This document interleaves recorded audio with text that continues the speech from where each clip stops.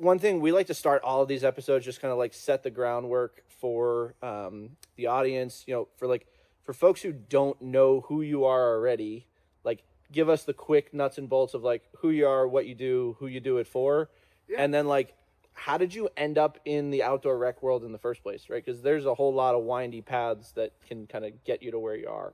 Yeah, and mine's definitely windy. So I'm Isaac Niblack. I'm the co-owner of New England Fly Company, based out of Portland, Maine.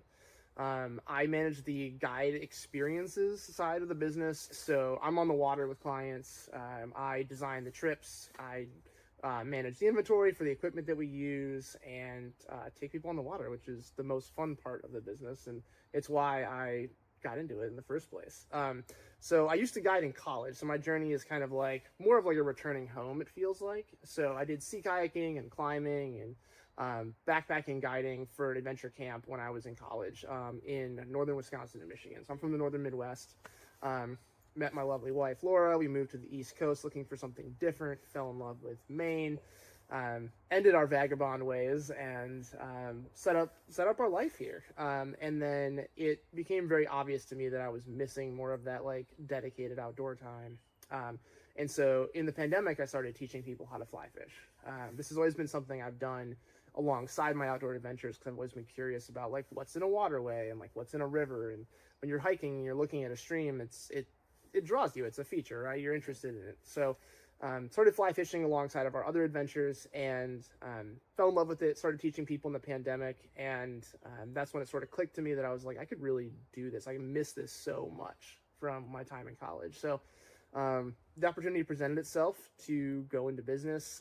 There's not a lot of like freshwater guides in the like Portland, Southern Maine, Sebago region that I operate in that are focused on the fly fishing aspect of inland. Most people are trolling lakes, or you're going offshore out of Portland for saltwater species. So beyond stoked to find that the New England Fly Company like domain existed. No one had claimed this name, and I couldn't believe it. And I was like, this has to happen. And so one of my good friends who runs the operations side of things from Portland, does a lot of our fly tying, and I got together at a fly tying night and said, let's make this happen.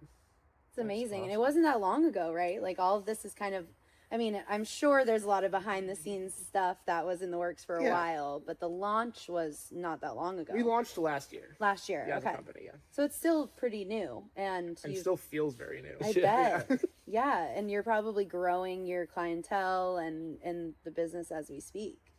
Like in this very moment. Yes. In this very moment. Yeah. They can hire you as your guide, as Absolutely. their guide.